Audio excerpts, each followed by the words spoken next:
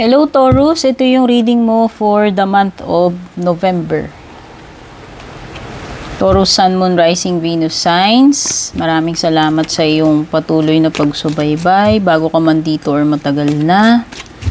Sobrang malaking tulong yung inyong mga likes, shares, and comments.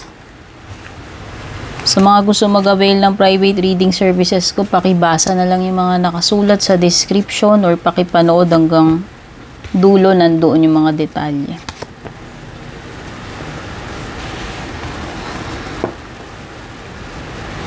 Kunin nyo lang yung mga tumutugma sa inyo. Pag hindi kayo nakaka-relate, hindi talaga para sa inyo yung reading.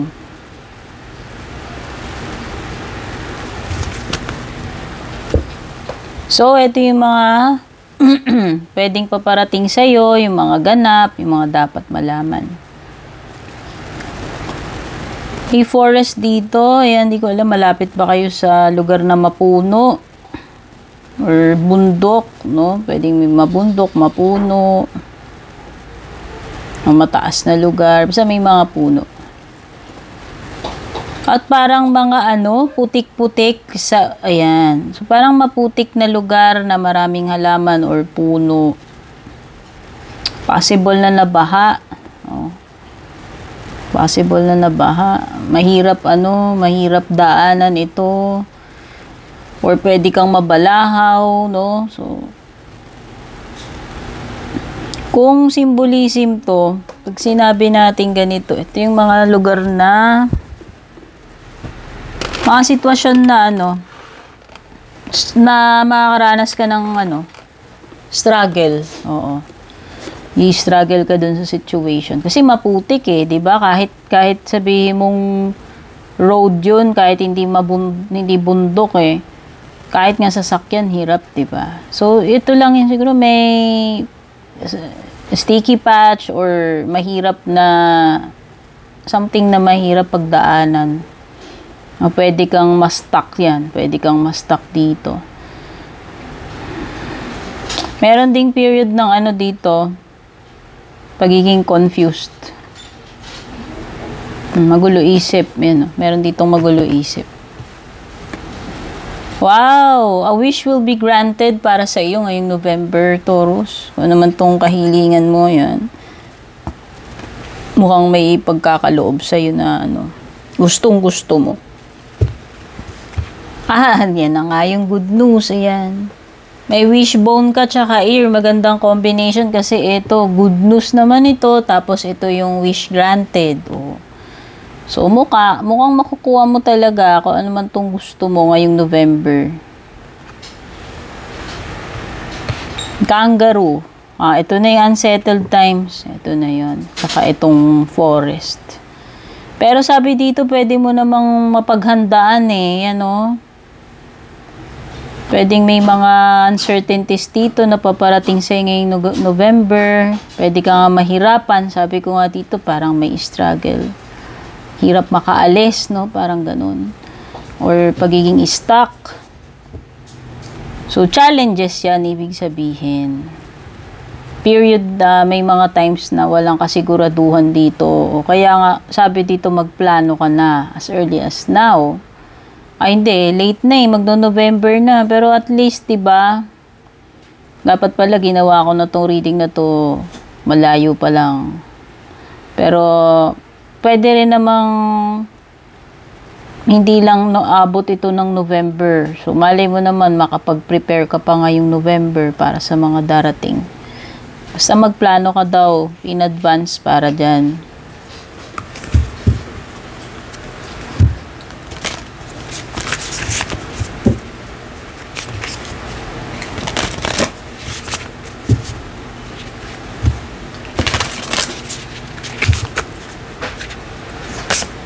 Kuha tayong one card dito para sa current situation. What's next? What's magiging blessing, advantage, or challenge? And then what's next? And then yung pinaka-outcome mo. Okay. Hindi yata kasha. Usog natin to. Parang hindi kasha. Ayan. Usog na lang natin para magkasya sila kasi ang dami nila. May answering the call ka dito, may grounding, tsaka breaking trail. Breakthrough yan, yung breaking trail na yan. So, ano natin, clarify natin yung mga cards mo. Oo nga, kasi diba sabi ko dito kanina parang mayroong sticky patch na pagdadaanan or muddy road. No? Kung i-symbolize natin yung mahirap makaalis doon eh. Pero mabuti na lang meron kang lumitaw na breaking trail dito. So, yan, pag-usapan natin mamaya. Maglatag muna tayo ng iba pang cards. Meron Taurus energy dito. Meron ka wheel, kaya lang baliktad. Meron kang Aquarius energy. At saka Queen of Pentacles. Sa bottom ng deck mo, ayan, the World card. So, at least meron kang ma-accomplish dito. Baka yun. Pwedeng related dito sa wish granted and good news. Pero tingin ko iba pa yung good news na yan. So, something na ikaw to, ma-accomplish mo. May matatapos kang maganda ngayong November, Taurus. Yan, may accomplishment ka na naman bago. Okay, pwedeng may nakakadil ka nga na Taurus dito, no? Either ikaw to or kapareho mong Taurus tsaka isa pa ay Aquarius. At saka Capricorn. Answering the call dito sa iyong present situation. Ayan. May mga matters na kailangan mo ng tugunan. Tugunan. Tagalog eh, no? Tugunan. Oo. Kasi answering the call eh. Kailangan ng paano ba? Kailangan mo nang i-deal with. Kailangan mo nang harapin. Kailangan mo nang gawan ng action or solution, tugunan, yan, mag-respond doon sa situation na yan. Or pwedeng itong literal na may tatawag sa'yo, may mga applications ka ba? Hinihintay ka bang mga confirmation? Kasi may good news, ayan, pwedeng yan na yun. Baka nga, malay mo naman, yung application mo, ano man itong in-applyan mo, ma-approve. Kasi may good news and then answering the call eh. So, expect mo na may communication, confirmation na paparating sa iyo or magandang balita dahil dito sa answering the call and good news dito sa iyong present.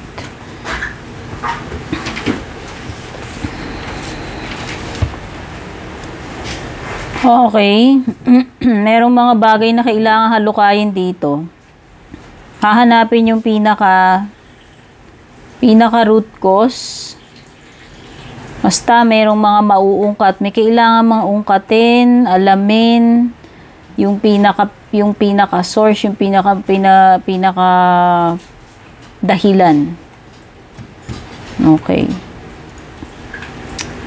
Malalim, pwedeng malalim ang pinag-uugatan nitong matter na ito kung ano man tong importanteng matter na yan or issue. Pero yun na nga, gaano man kalalim yung problema na yan, gaano man kahirap dito sa forest card mo, makakahanap ng breakthrough. Ayan, no? Merong breakthrough pa parating sa iyo. So, makakaalis ka rin dito kung nabalahaw ka man dito. Or symbolic na pagkabalaw, like na-stuck ka dyan, nahirapan ka makaalis sa ganyan sitwasyon, nahihirapan ka, nag-i-struggle ka dun. Ito na yung, ito na yung pinaka-breakthrough na hinihintay mo para ma-solve itong challenge na yan. Kung ano man yung kakaharapin mo yan or kinakaharap mo. Pero November pa kasi yan eh. Okay? Wow, meron ka ring uncovering treasure parang si Aries dito. Oh, makakahanap ka talaga, oh. So, swertihin ka dito, makahanap ka talaga solution dun sa problem and makakaalis ka na kung na-stuck ka dun. So, for sure, merong solution and successful outcome kahit gaano kahirap yan.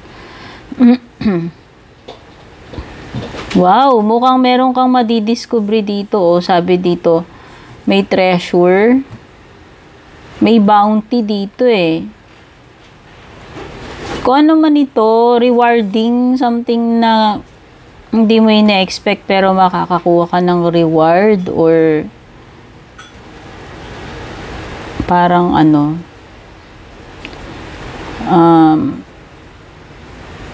matsatsambahan mo ba, masiswertihan mo na, basta meron kang something na matsatsambahan, masiswertihan mo na, ano makukuha mo na hindi mo siya ine-expect.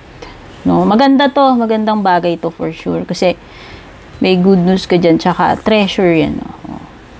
Hindi naman always material ito, Taurus, no? So, meron ka lang something na mapapasa iyo dito. Ayan na nga yung wish granted mo. Hindi mo siya ine-expect na meron kang makukuha ng mga ganyan. Yan yung uncovering treasure. Okay? So, kung naghahanap ka man or hindi, yan. Naghahanap ka man, hindi, kusa talagang ipagkakaloob, mapupunta talaga sa iyo to. Kung ano mang magandang bagay yan. Okay, the sacrifices na ginagawa mo, lahat ng effort mo, magbubunga yan. Ayan, nakikita ko. Pwedeng iba dito, ang bunga para sa inyo is kaperahan. Okay, ito yung fruits of labor mo. Ano man tong mga itinanim mo, anihin mo na. Ito na yung mga resulta ngayong November. Ito na yung mga rewards mo. Ito na yung pera. Kung naghihintay ka ng pera, ng return of investment mo, ano man ito, madja-justify lahat yung paghihirap mo dito. Yun lang yun, no? Okay, kung nag-expect ka ng mga changes, hindi pa. Siguro wala pang improvement. Baliktad pa itong Wheel of Fortune mo.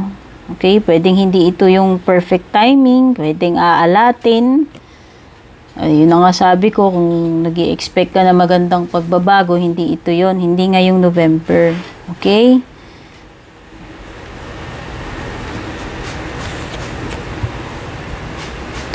Oo.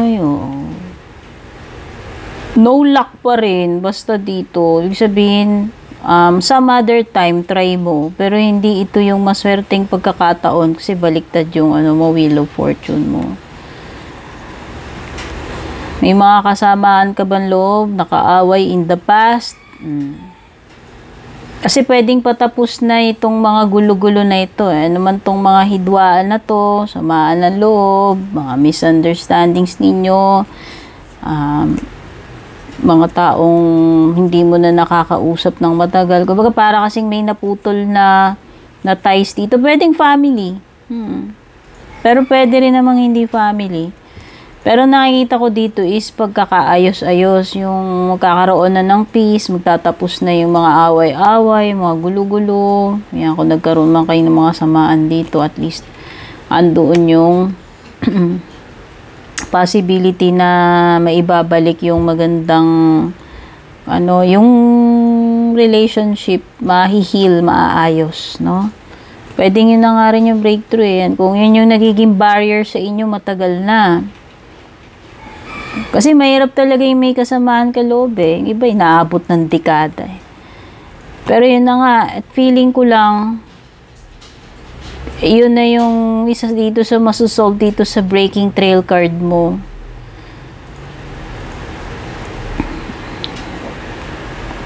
Pwedeng iba may problema sa bahay o may pagkakagastusan sa bahay. Someone na hindi siya cooperative pagdating sa usaping pera sa bahay, o pwedeng family member ito.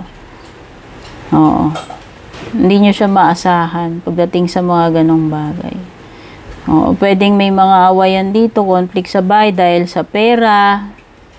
Involved earth sign, pwedeng si Capricorn.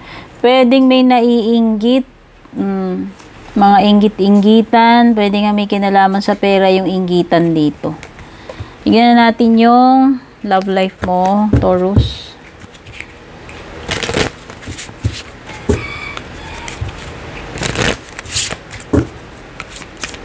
Love life mo ngayong November. Meron kang healing card. Ayan healing. Ay, ito na nga yun. So, parang related pala yun si Five of Swords. So, pwedeng Aquarius tong kadil mo. Aquarius, Taurus, or Capricorn. May healing ng relationship connection. So, kung nagkatampuan man kayo, nag-iwalay kayo niyan, pwede may pagbabalik, no? May gustong makipag-ayos, meron ditong pag-aayos, or Kung hindi man ito about reconciliation, pwedeng moving on. Yung tamang nakaka-recover na or naka-recover na. Okay?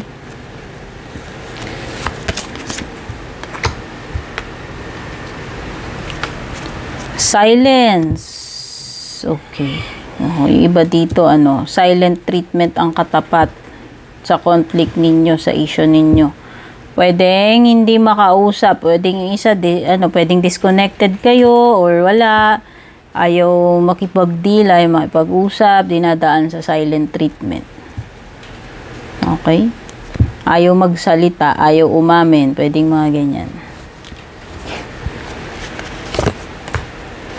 Nakakabinging katahimikan ang meron sa inyo ng person mo. Ngayong November, Taurus, ewan kung bakit. Okay. Oh.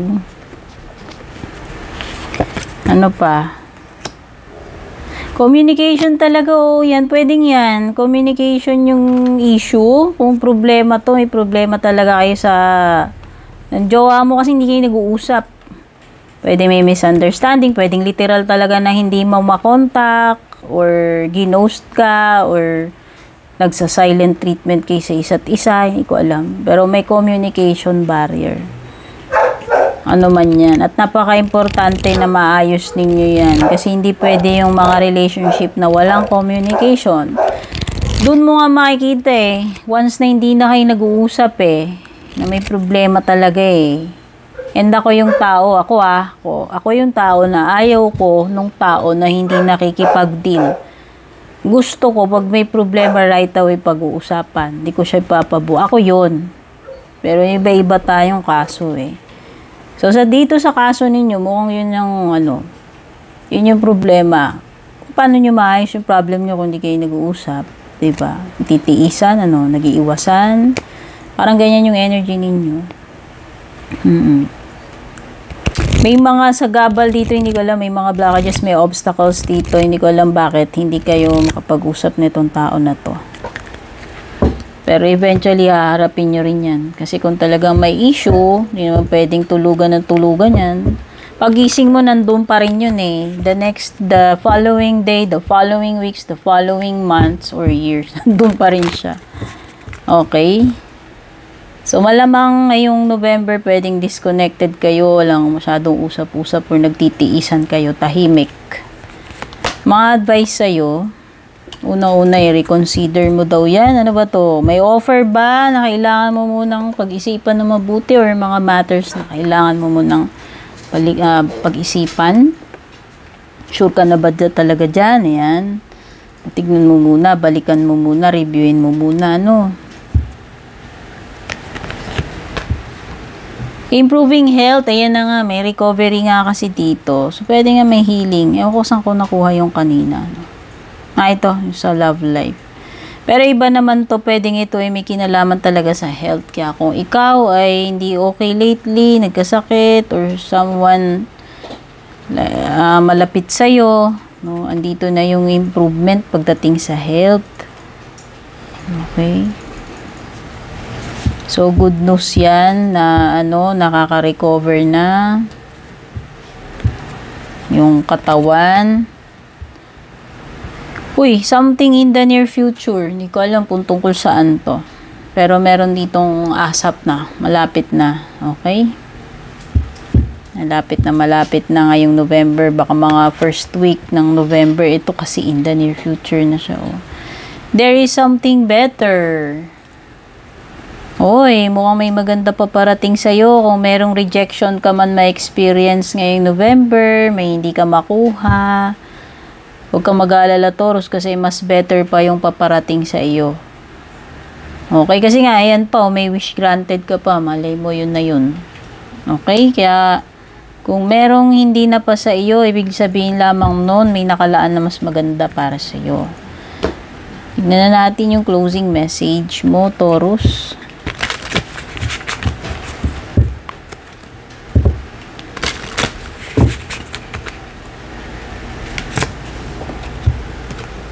Ito yung nakuha natin. At ang pinaka-mensahe mo, no one can outgive God. Be generous with your gifts. Do more, be more, give more, and have more. Love you, Taurus. Take care. God bless.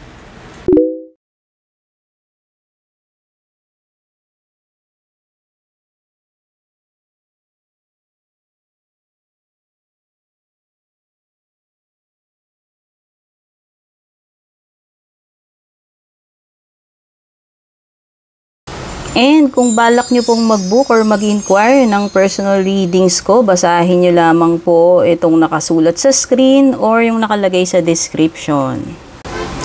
Shoutout at thank you sa ating mga YouTube channel members, Juliet Saito, Vel, Mildred, Julian, Alejandra, Maya 2.6, Michael, Rosel, Belen, Melinda, Jane, Devi, Joy, Gwen, De Luna. Shoutout and thank you rin sa ating mga FB page subscribers, Alicia, Aida, Jovel, May, Ann, Jennifer, Jane, Aida, Alua, Emilu, Melinda, Grizel, at ang pinakabago si Shay Santos.